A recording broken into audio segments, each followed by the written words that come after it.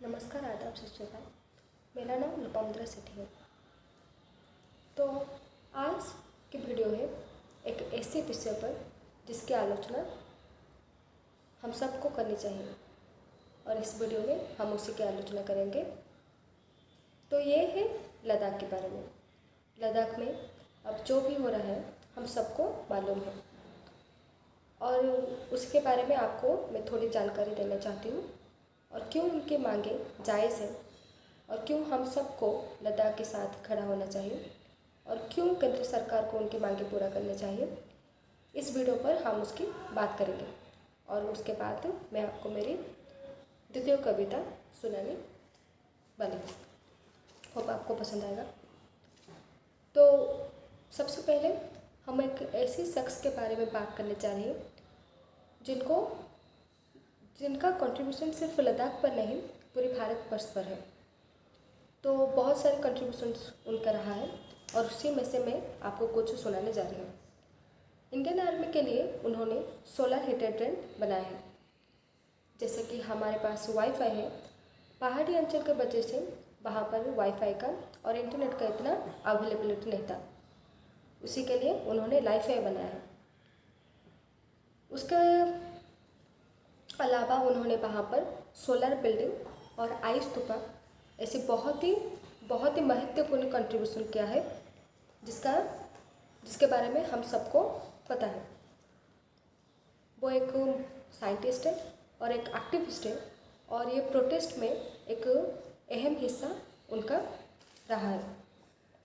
तो आज उनका क्लाइमेट फास्ट का 19 डे है, 19th डे, और 21 डे फास्ट वो करेंगे और उसके बाद भी वो ये फास्ट जारी रखेंगे, वो अपने वीडियो पर बताया है। तो उसके बारे में हम बात करेंगे, उनके डिमांड्स और बीजेपी गवर्नमेंट उनको जो प्रॉमिस किए थे उसको नहीं पूरा किया, उसी के बारे में हम बात करेंगे। तो क्या है उनका डिमांड्स? तो पहला डिमांड जो बहुत ही महत्वपूर्ण है, तो पहला डिमांड है 6th शेड्यूल। 6th शेड्यूल क्या है? तो 6th शेड्यूल एक जनजाति को प्रोटेक्ट करने के लिए बनाया गया है। तो एटीसी क्या है? Autonomous district council.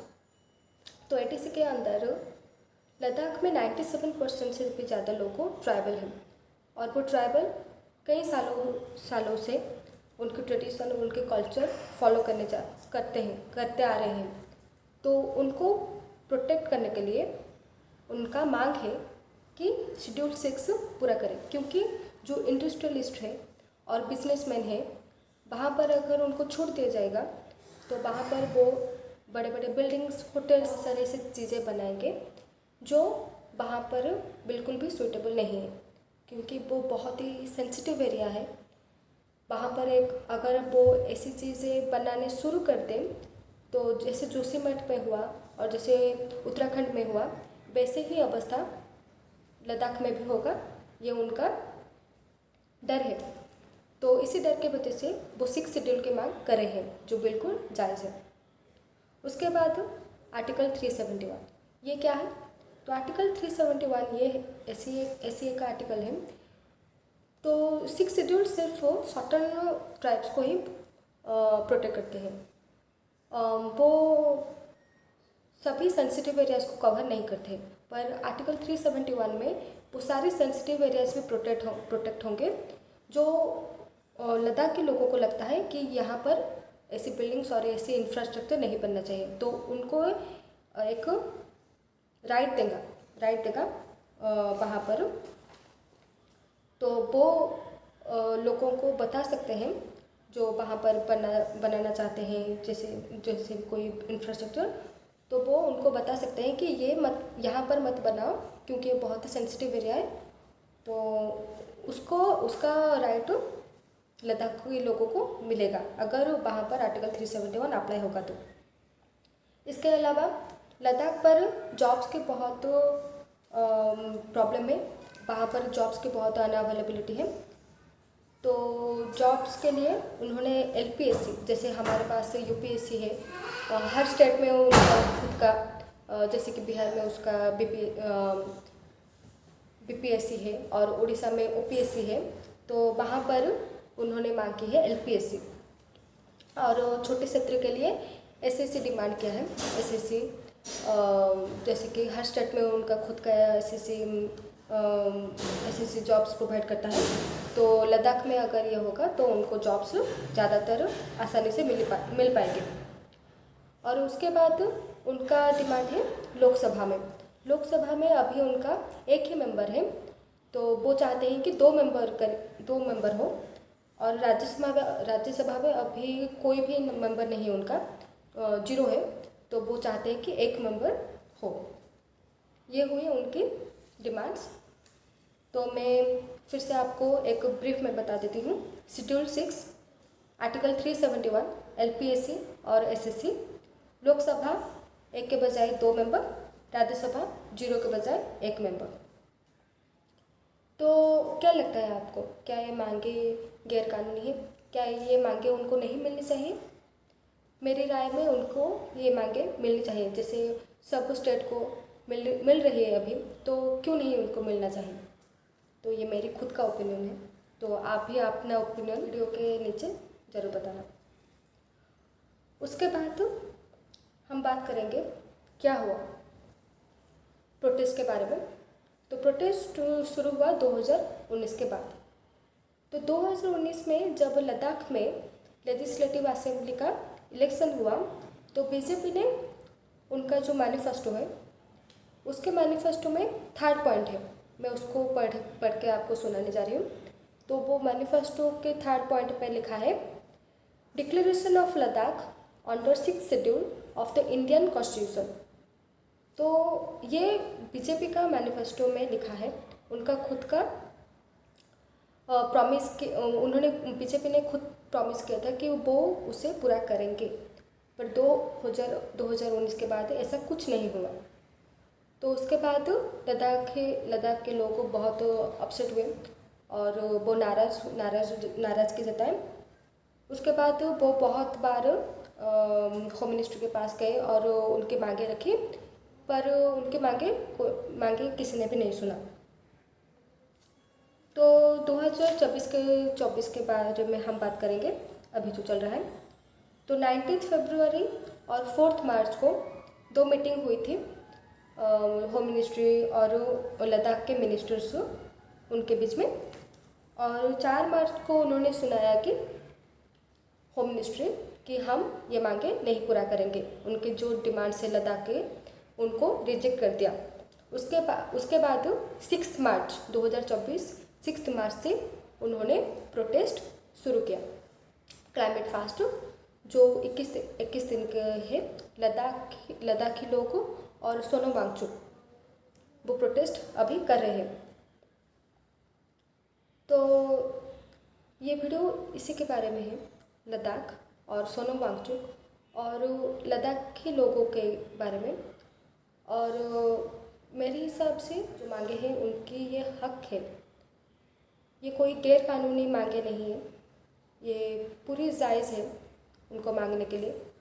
ये देश हमारा जितना है उनका भी तो है। तो ये वीडियो उन्हीं के बारे में था। तो अभी मैं आप सबको ऐसी कविता सुनाने जा रही हूँ जो थोड़ा 3 इडियट्स, वो मूवी तो हम सबको पता है। उस मूवी में एक आइकॉनिक कैरेक्टर था रांचो, जो आप सबको, मुझे नहीं पता आप सबको पता है, पर वो रांचो कैरेक्टर सोनम वांगचुक से ही प्रभावित हुआ था। तो इसके पीछे का, कविता के पीछे का कॉन्टेक्स्ट ये है कि मैं ऐसे ही जॉब्स के बारे में फ्रस्ट्रेटेड थी कि आगे क्या कुछ करना है। तो जैसे कि आप पता है मुझे राइटिंग का शौक़ है और मैं वही अपना पैशन चूज़ करना चाहती हूँ, पर ऑब्वियसली रीजंस बहुत है कि अभी नहीं कर सकती। तो फ्रस्ट्रेशन में आकर मैंने ये लिखी थी। तो ये कुछ ऐसा था, नहीं रहना चाहता मैं एक मीडियोकर बनके, सुबह ऑफिस 9 से 5 और रात में 8 घंटे की नींद नहीं पूरा करना चाहता। मंडे टू सैटरडे काम कर करके एक दिन की छुट्टी में पूरा हफ्ता गुजारना नहीं चाहता। खाना पीना सोना और गला घोट घोट के खुद का काम करना, क्या यही है ज़िंदगी का मतलब या कुछ और भी? मशीनों की तरह मैं शायद तो परफेक्ट हो गया, लोगों को उनकी मन पसंदीदा एक खिलौना मिल गया और मुझे साल भर नचा के थोड़ी ऑयल ग्रीस करके कहीं कोने पर छोड़ दिया। सुन लिया अब लोग क्या चाहते हैं मुझसे। कभी समय निकाल कर मुझसे पूछा कि ये तेरा दिल क्या चाहता है, तो सुन क्या चाहता हूँ मैं। उठना चाहता हूँ, गिरना चाहता हूँ सोचना मैं सब वो जो कोई नहीं सोचता। लिखना चाहता हूँ मैं सब वो बातें जो मैं देखना चाहती हूँ। मैजिक से लेकर ड्रैगन तक, मॉर्मेंट से लेकर मैजिक हॉर्स तक, जो उड़ता भी हो आसमां पर और तैरता भी हो समुद्र पर। लोग चाहे पागलपन बोले, पर सोचता हूँ मैं यही नहीं हूँ मैं तुम्हारी तरह सब परफेक्ट सोचने वाला। 25 में नौकरी, 30 में छोकरी, 60 में रिटायरमेंट और 100 में गली हुई सब्जी की तरह एक्सपायर, जिसको फेंक दिया जाता है फिर से कहीं कोने पर। नहीं चाहता मैं ये सब। मुझे बख्श दो जो हूँ मैं तुम सबसे अलग, पर ये अलगपन से ही मैं खुद से मिला हूँ। तो मैं ढूंढने चला वो उड़ता हुआ घोड़े को जो मेरे सपनों में आकर रोज़ उठाता है। उसे थोड़ा जाकर मिल लूँ और किताबों में खुद को संभालूँ। जब चाहे सो जाऊँ, जो मन वो खा जाऊँ, जिससे चाहूँ उसे मिल लूँ, जो चाहे ये मन कर लूँ। हूँ मैं इस रस्मों और रिवाजों से परे, पर तुम सबसे ज़्यादा मैं खुद से करीब हूँ। तो चलो लग जाओ तुम तुम्हारे नेवर एंडिंग रेस में, और मैं चला अपने बनाए हुआ खुद का किस्मत लिखने, जिसका कलम सिर्फ मेरे पास है। तो इस कविता को मैंने लिखा था जब मैं बहुत ही फ्रस्ट्रेटेड था। ऐसा फील करना कुछ अलग तो नहीं है। हम सब अलग अलग काम करना चाहते हैं, पर सोसाइटी और फैमिली और बहुत सारी रिस्पॉन्सिबिलिटी की वजह से जो नहीं खोल पाते खुद के बंधन। आई होप ये वीडियो जो लद्दाख के बारे में था और ये पोएम जो मैंने लिखा था पसंद आया होगा। अगर पसंद आया होगा तो लाइक, सब्सक्राइब और शेयर कर देना, और अगर नहीं पसंद आया तो कमेंट में ज़रूर लिखना। मैं उसको ज़रूर सुधारने की कोशिश करूँगी, और जो भी सजेशन होगा वो आप कमेंट में दे सकते हैं। Thank you.